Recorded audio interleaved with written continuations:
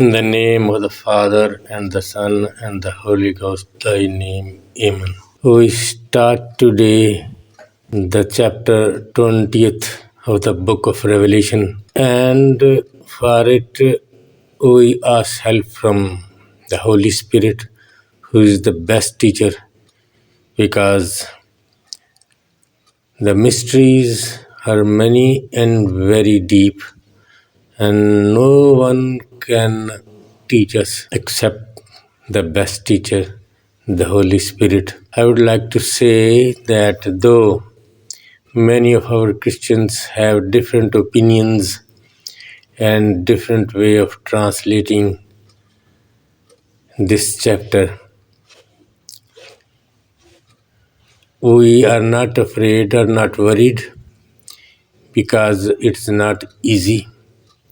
And then it is a positive point that we have many different opinions, which means that many of our Christian people, by the grace of the Lord, try to understand and preach and help those who have difficulty in following this chapter and other mysteries of this book of Revelation. So be with me, because I know that I am not a good teacher, not a good speaker, poor in English.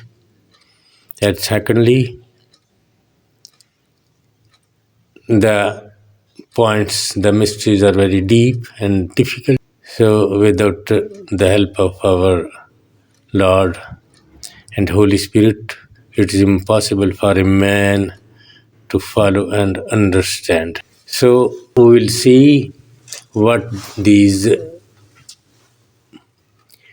mysteries are, and especially these are mysteries because the words used here, the language used here is a very different language, and the signs taken, it is a language, different language. But if we start reading and understanding, it becomes easier.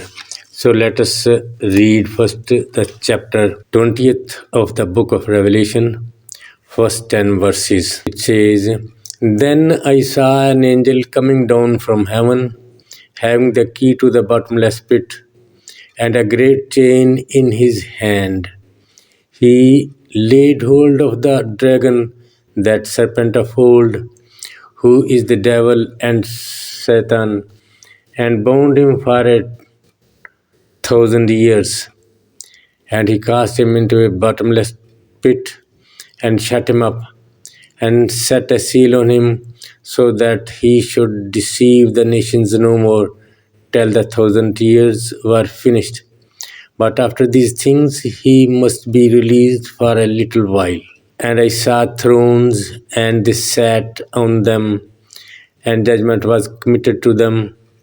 Then I saw the souls of those who had been beheaded for their witness to Jesus and for the word of God, who had not worshipped the beast or his image, and had not received his mark on their foreheads or on their hands.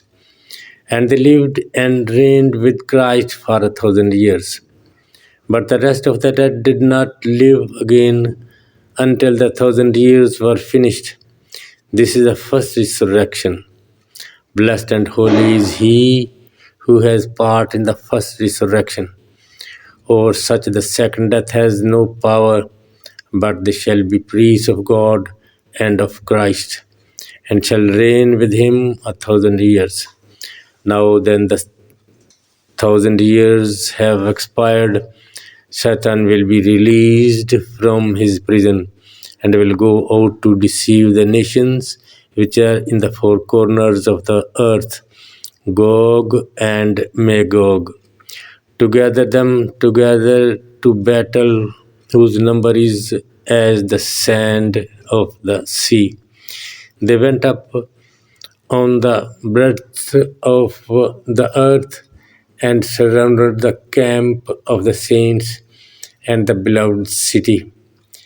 And the fire came down from God out of heaven and devoured them. The devil who deceived them was cast into the lake of fire and brimstones, where the beast and the false prophet are, and they will be tormented day and night forever and ever. Amen. So we have read this 20th chapter, first 10 verses, and we will try to learn. I request the listener to be with me and more attentively and to see more what I want to say and what is in my mind, because explanation will be very difficult. As this figurative language said and explained with the signs. So here, for example, we see it is mentioned that a bottomless pit, devil goes in the bottomless pit and comes out now and then. It has a specific meaning, not just a cave or a tunnel very deep where there is darkness. It just means that he has wrong wisdom. His wisdom is of darkness. Instead of truth, he tells lies. As in the Gospel of John, chapter 8, Jesus himself says about devil, Satan, the serpent, old serpent of Garden of Eden, that he's a liar and father of lie. He tells lies always because his wisdom has become dark and dark, dark and dark, up to the worst grade of the darkness. As we have mentioned here about his wisdom, I would like to say here that when our father Adam was deceived by the serpent, old serpent, but our father made a request saying that he did not want to do it. He did it when the woman came to me. Before, when he was alone, he always was faithful to the Lord God. It means he said that when I was alone, I was obedient to you, obeyed your laws. Serpent was here, the fruit was here, and I was here, and I did not obey you. The Eve, the woman, also said that he deceived me, because in the beginning there was Adam and Eve, both two men only, and there was no lie among or between the human beings. So she thought that even the serpent is telling the truth, as there was no lie, so she could not understand it. She was deceived bit easily. So God had mercy. Their appeal of mercy was accepted, and God managed to save them and promised them that Jesus will come for your redemption. Why I say so that their appeal of mercy was accepted? I say so because As their mercy appeal was accepted, the devil did not ask anything, and his punishment or appeal, though was not made, was not accepted. God made a program of salvation for Adam, but not for Lucifer. So he missed a great chance of redemption. So we see that he is talking about the bottomless pit. Let us see a little what it is, where it is mentioned in the Holy Book, in the scriptures. All the apostles and prophets of Old Testament mention it using different words, and a very famous letter of Paul, Second Thessalonian chapter 2. In that chapter, he mentions the bottomless pit many times, 3-4 times, though not using the word bottomless pit. But when we will understand what it is, we will easily see that Apostle Paul and the other apostles and other prophets have also said it. So we see in the book of Revelation the bottomless pit mentioned as bottomless pit is in the trumpets. When the fifth trumpet is sounded, it is written that there was a fallen angel, and to him the key to the bottomless pit was given. When he opened the bottomless pit, a dark smoke, like a smoke of a great furnace, came out, and the sun and air were darkened. So it is mentioned here. Then if we go ahead in the book of Revelation, in the chapter 11, where he mentions the two witnesses,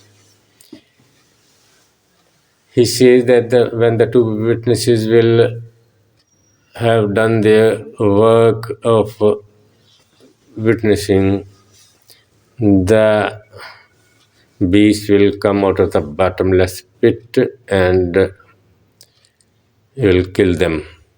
Then in the same book of Revelation, chapter 17, he mentions the bottomless pit from where this beast comes out. Then we see in chapter 20, bottomless pit where the devil, old Satan, Lucifer, is put in the bottomless pit and is shut up, and his seal is put on, so that nobody opens him, or he himself cannot open it and come out. So bottomless pit means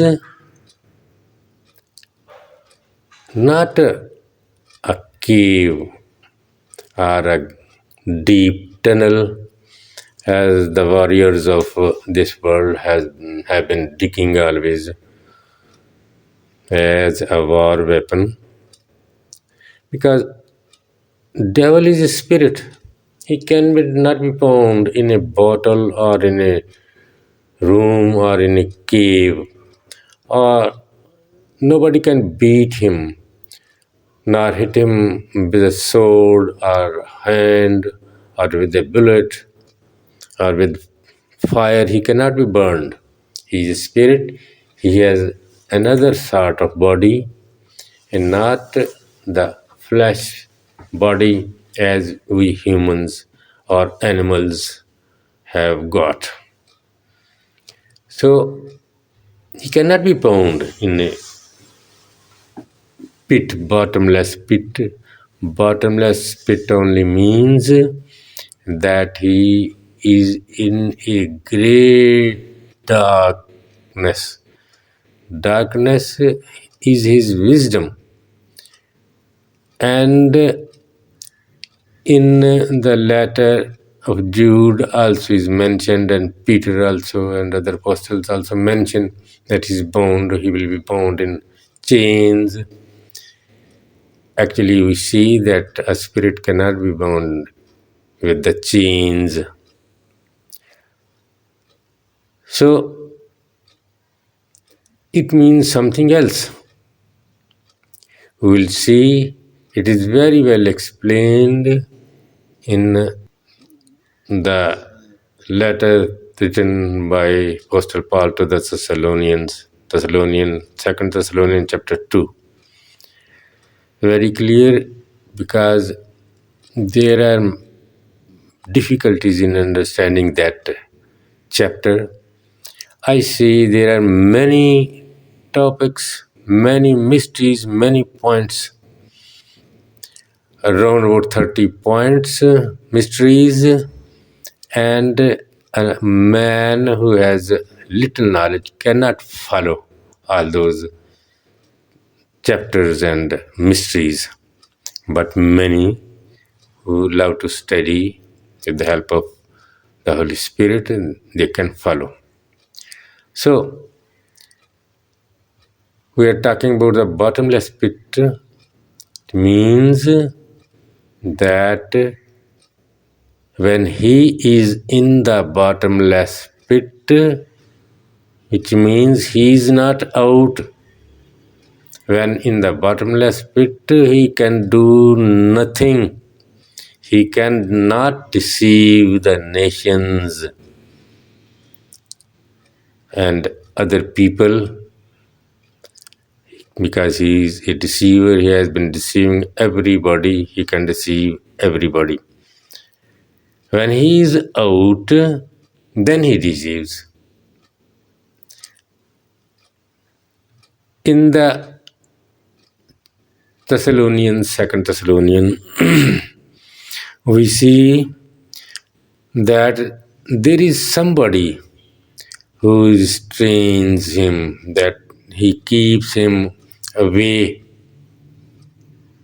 that is, he keeps him in the bottomless pit. When he is in the bottomless pit, he is not out.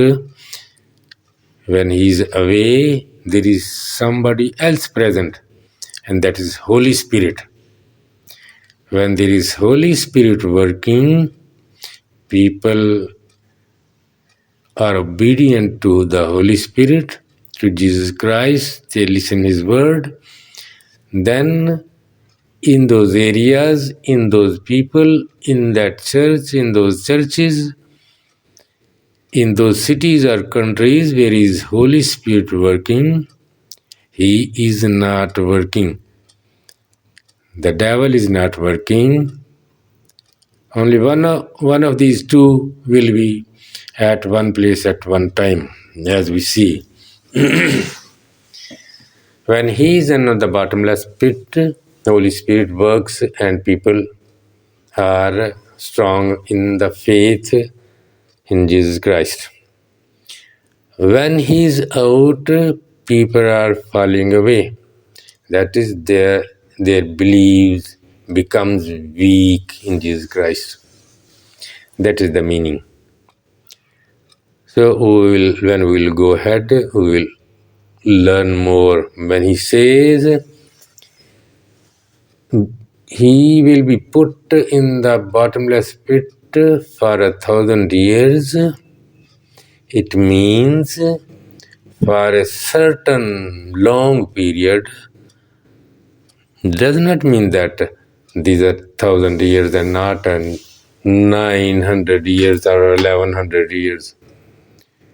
No, it means a long period, or a long specific period, determined period. He will be in the bottomless pit. Why he will be in the bottomless pit for a long certain period? It means there will be Holy Spirit working in the world or in those areas. He will be present, devil will be absent. When he comes out, there will be falling away of a faith,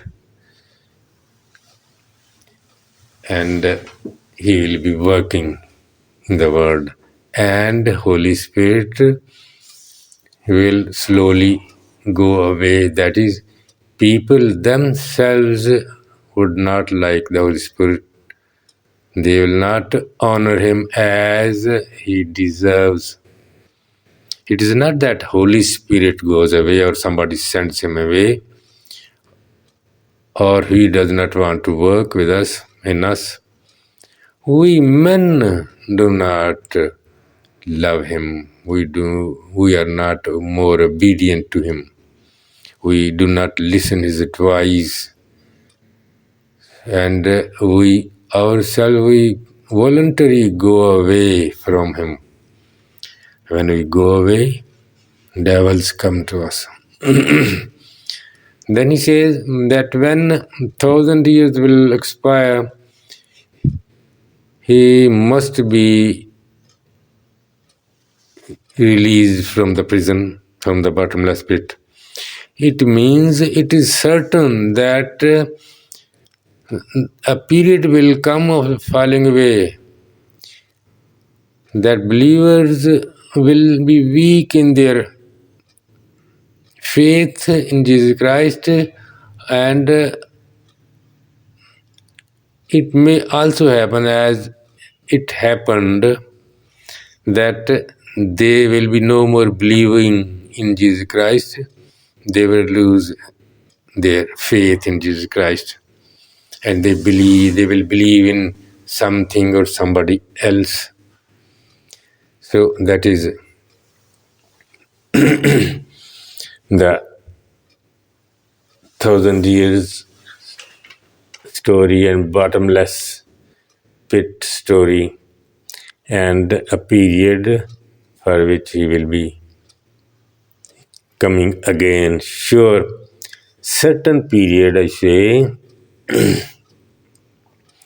as certain period is mentioned in other chapters, in 11th and 12th and 13th, of 3.5 months, 3.5 years, 42 months to 3.5 periods. So it is also a specific period, very long one, which is called 1,000 years. And does not mean that Jesus will come and will reign for 1,000 years. No, Jesus always refused it. The worldly kingdom he always refused. But we know he is reigning even now. He will reign always. There will be nobody who will come to snatch the kingdom from him. No one is capable of doing so. King of kings is Jesus Christ, and he will remain. And there will be no one ever to take this kingdom from his hands. Let's go a little ahead and try to see a little about the garments, white garments. When a man falls away, he is no more faithful in Jesus Christ. His dress, his wearing becomes dirty. And he talks about the white robe in the scriptures, and in here, chapter 20 of the book of Revelation, he talks about the white dress, white gown, white robes. Here we see in chapter 1 white robe, and then chapter 4 24 elders wearing white robes. And then when he talks about the seals, when he opened the fifth seal, he saw the people under the altar, the souls, and they were given the white dresses. In chapter 7, then 14, then chapter 19. In chapter 19, we see the bride of the Lamb is given a white dress, white clothes. These then the apostle in the Revelation explains what are these garments, white robes. This is the good deeds, good works of the saints done in Jesus Christ. They believe in Jesus Christ, and with the help of Holy Spirit, they go do good deeds, and their wisdom is not dark, it is clear and lightning. So we see that white robe is mentioned, white dress, all over the book of Revelation. Who mentioned here, I think it is important to mention here that when our father and mother in the Garden of Eden, they were deceived and they became naked, which means they were away from God. Their white dress, their white robes, they were wearing in the beginning when they were with God. God spoke to them always. Their robes were white, and they were there with white robes. And when they were deceived, they did not remain obedient to the Lord God.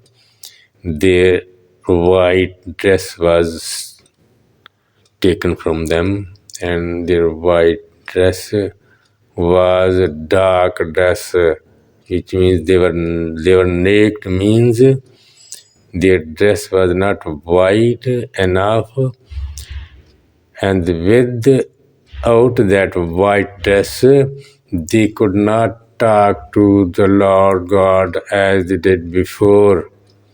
And we learn in the Holy Bible that the Lord gave them the clothes, leather clothes, skin of the animals. He dressed them. What does it mean? We try to give many interpretations of this, but we learn more and more when we study. It means that their dress was not bright white enough to have good relation with God, but God, as He accepted their appeal of mercy, He dressed them with a bit lesser degree of dressing. That is, their dressing He provided them was not white as their dressing was before the sin. What does it mean? We learn it saying that but about the dressing of the devil, his dressing was dark, very dark, in the bottomless pit. And to understand more, let us say that our forefather Adam first had eyes he could see, but now he was short sighted.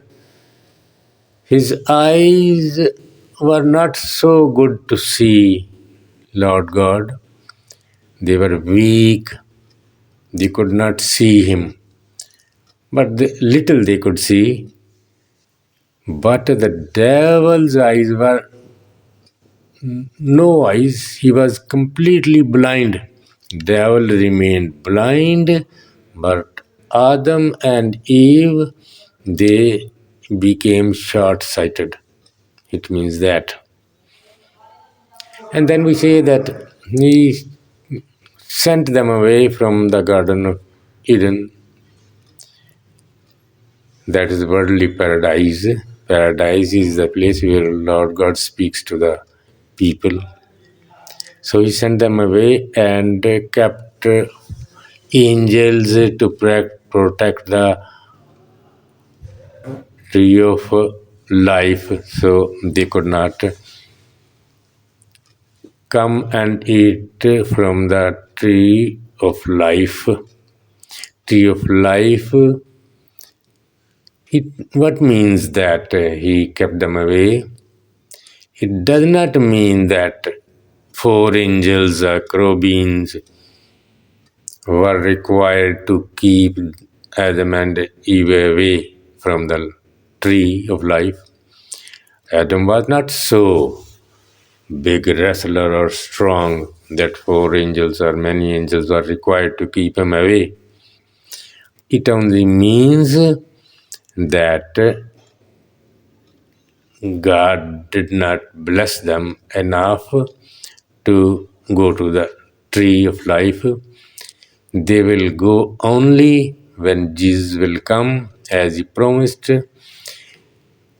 He will give them to eat the fruit from the tree of life.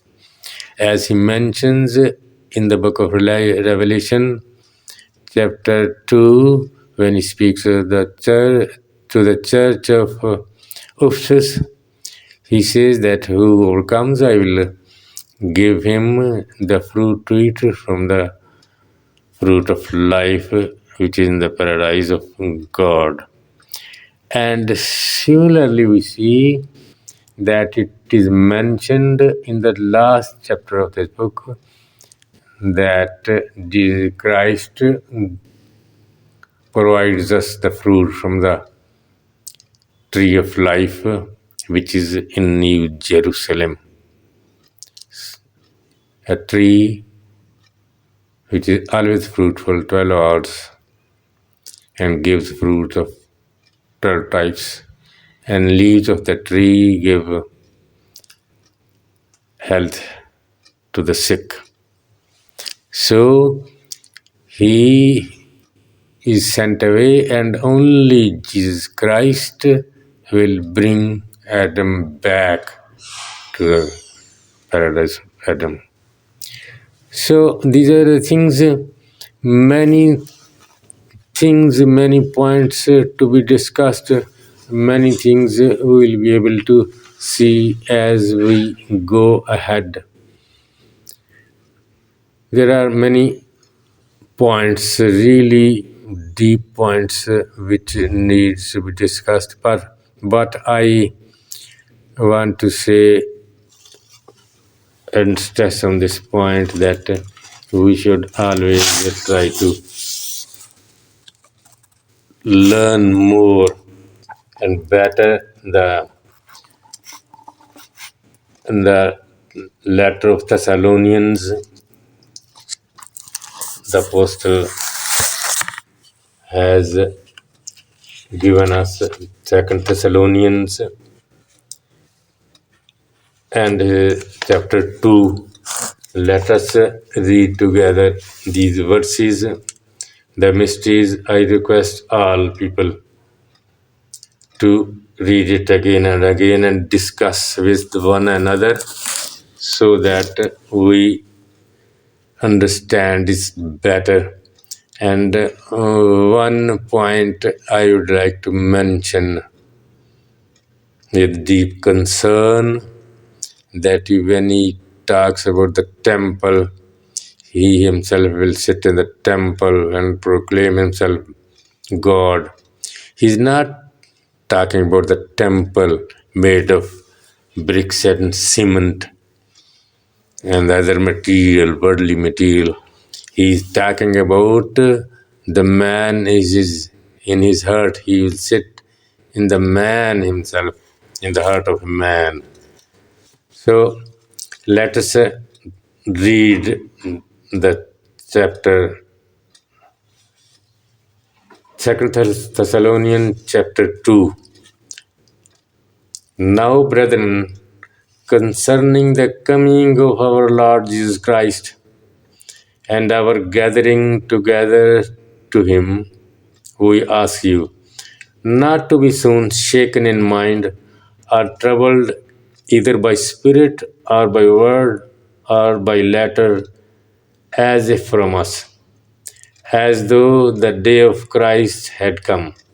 Let no one deceive you by any means, for that day will not come unless the falling away comes first, and the man of sin is revealed, the son of perdition, who opposes and exalts himself above all that is called God or that is worshipped, so that he sits as God in the temple of God, showing himself that he is God.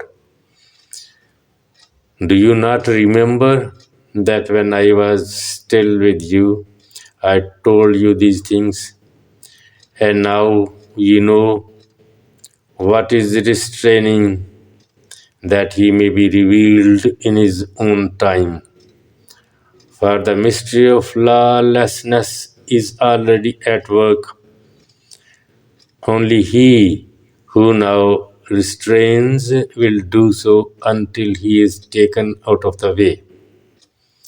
And then the lawless one will be revealed, whom the Lord will consume with the breath of his mouth and destroy with the brightness of his coming. The coming of the lawless one is according to the working of Satan with all power, signs, and lying wonders, and with all unrighteous deception among those who perish, because they did not receive the love of the truth, that they might be saved. And for this reason, God will send them strong delusion, that they should believe the lie, that they all may be condemned who did not believe the truth, but had pleasure in unrighteousness. Amen. So, here in this chapter, the Apostle Paul wrote us many things, maybe for in the countries where the Christians are not in number, they are few in minority, and in other regions, Christians who study better, they know what means that this false power, false kind of miracles the false prophet will do.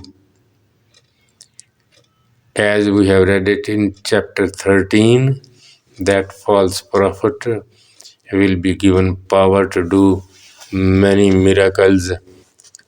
Those miracles, the believers, the saints of Jesus Christ will be able to see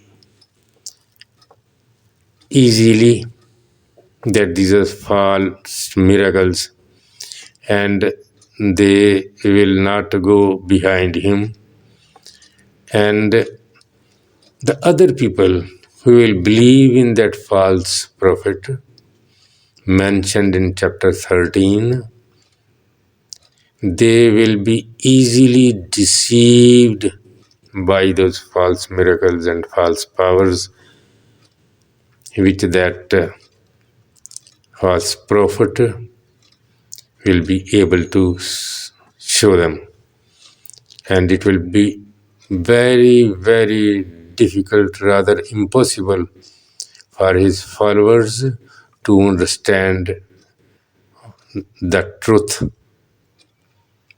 But the believers, the saints, will recognize those signs and wonders easily.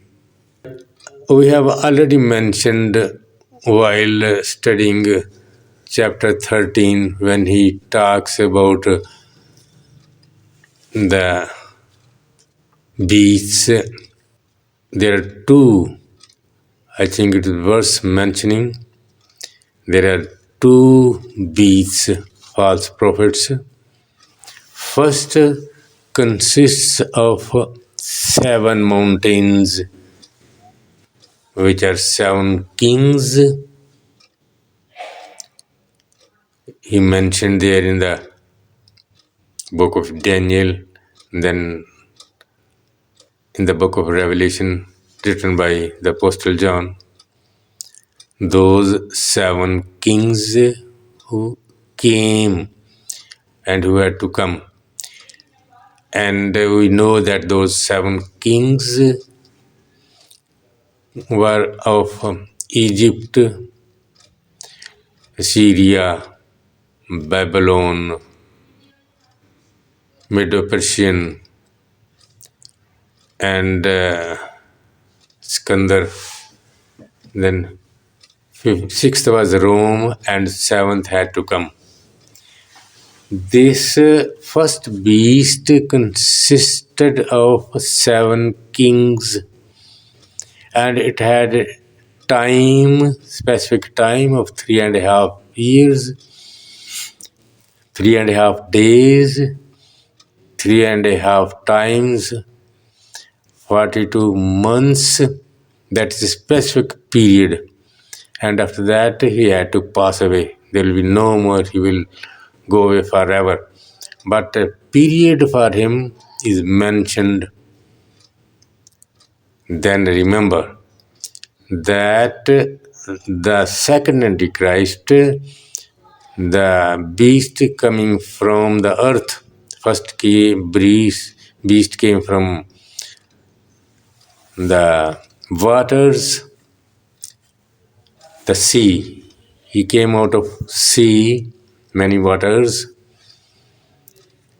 with limited a specific period of time of 3.5, consisting upon 7 kings. He is not so dangerous, though dangerous and very bad, always against the saints and kill them. But the second beast, who is coming out of the earth, is very, very dangerous. Specifically, he is the specific Antichrist with his all properties and names and this and that. And to remember, important to remember that he has no specific time. He will remain, and he will remain forever. Though he will decrease in power slowly, but he will remain. His time is not mentioned. When he will be destroyed forever. He will remain up to the end, up to the last day. And we should know that after the 13th chapter, when the 13th chapter is ended, that is the first beast of 7 heads, he passed away. Then the second will come from the earth, and from the 14th chapter of this book onward, when he talks about the beast, he will be talking about the beast of the earth. What he will be doing, how he will be. Number 666. And people will follow him. And many, all the apostles say, Peter also say, all apostles knew about him. As Apostle Paul mentions, all knew, but they were never afraid of the beast who came from the earth. They were never afraid because they knew the end of the beast very well. It was very clear to them how that beast of the earth will end and how Jesus Christ will prevail. May God bless you all. Amen.